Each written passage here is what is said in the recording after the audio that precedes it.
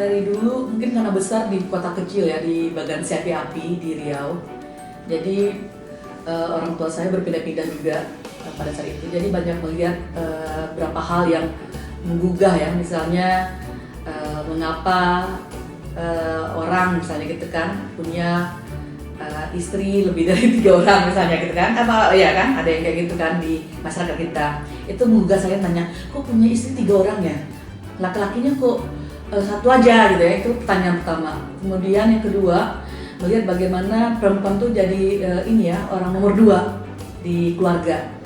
Ngambil putusan pasti laki-laki, tidak pernah perempuan kan jadi pengambil putusan.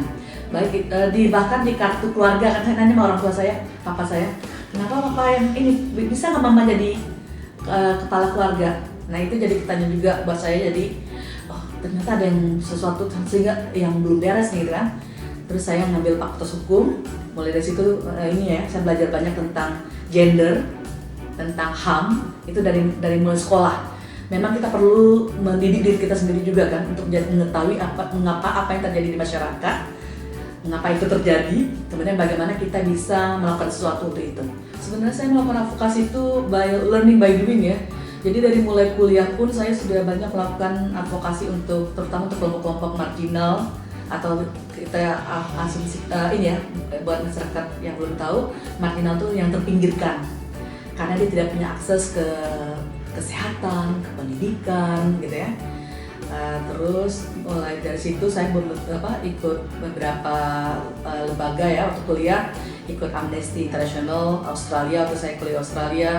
Kemudian saya ikut beberapa organisasi lainnya juga ya, sampai akhirnya saya tergugah untuk membentuk organisasi sendiri untuk menyampaikan idealisme saya, yaitu Women Working Group, WWG, dan Inisiasi Masyarakat Adat contohnya.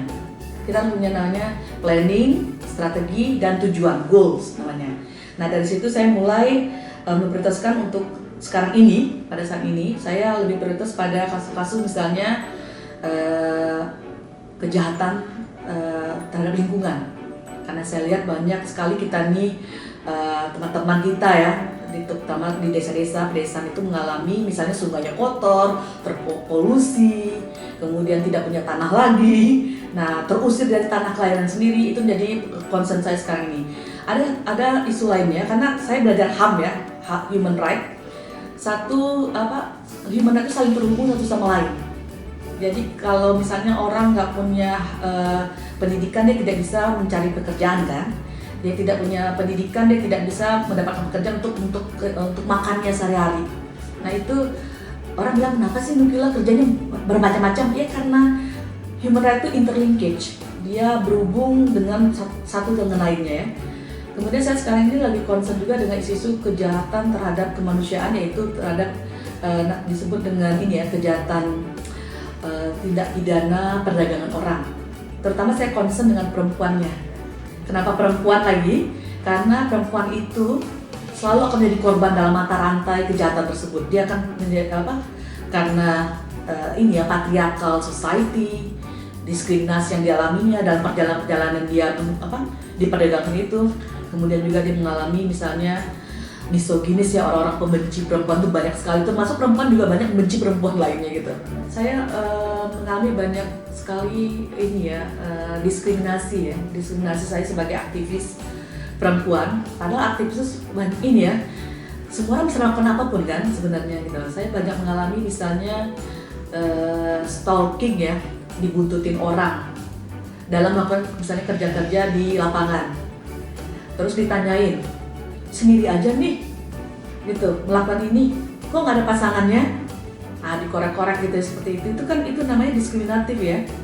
Kemudian dicari tahu lah apa kelemahan kita gitu, dibanding prestasi mereka ingin tahu personal life kita gitu. Nah itu tantangan menurut saya ya. Padahal kita kan pure ingin melakukan sesuatu untuk mengubah, mentransformasi masyarakat dari keadaan tidak baik menjadi lebih baik lagi kan.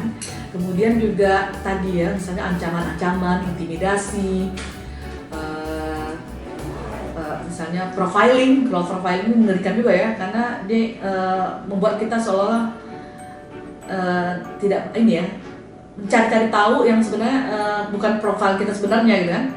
Kemudian juga banyak hal lah ya, ancaman tuh ancaman misalnya mau dilaporkan ke yang berwenang, atau mereka juga ingin ancaman-ancaman misalnya akan melakukan sesuatu terhadap fisik kita, kan mental kita dan sebagainya. Tantangan terbesar itu memang ini ya, belum ada support system yang kuat juga gitu ya. Bahkan dari keluarga saya sendiri juga mempertanyakan juga ya, itu support system itu penting ya, untuk kita kuat di melakukan advokasi. Dan paling tantangan berikutnya adalah bagaimana kita harus dapat dukungan sebenarnya dari penegak hukum kan, karena isu-isu yang saya tangani adalah isu-isu berhubungan dengan crimes, dengan criminals, dengan syndicate. Nah itu seharusnya harus ada dari support dari penegak hukum, dari pemerintah, dari orang-orang ya sekitar yang sebenarnya jadi korban, tapi mereka nggak sadar mereka adalah circle of victims, mereka adalah korban sebenarnya gitu ya. Kemudian tantangan berikutnya adalah ini ya, tantangan itu juga resources ya, dana, kemudian alat gitu ya, alat untuk melakukan advokasi itu penting sehingga ini ya lancar kerja saya ini. Kemudian juga perlu juga tantangan berikutnya adalah kolaborasi itu kurang ya. Semua orang silo, sendiri-sendirian untuk melakukan apapun, sehingga tidak ini udah kerjaan saya, ini project saya, ini concern saya. Tapi sebenarnya kalau kita melakukan ini bersama-sama lebih terarah lagi ya, lebih bisa kita address isu ini agar tuntas gitu. Harapan ke depan sih saya ingin orang tuh ingin change ya, saya ingin melakukan sesuatu untuk perubahan, mentransformasi tadi. Transformasi itu bisa gini, misalnya perempuan itu dulu dia tidak ketakutan ya di suatu daerah. Saya menyebutkan di daerah-daerah yang pernah saya advokasi itu, misalnya di Air Bangis di Sumatera Barat, di Rempang Kepulauan Riau, kemudian di Pangkalan Susu di Sumatera Utara. Itu perempuannya mostly mereka ketakutan ya untuk berbicara. Nah kalau dia ketakutan berbicara kan gimana tahu isunya kan?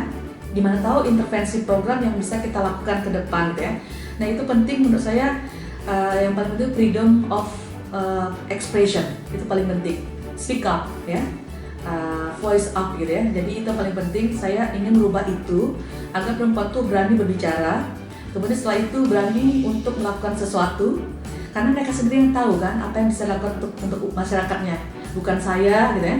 Saya hanya memfasilitasi, tapi mereka lah yang menjadi agent of change-nya.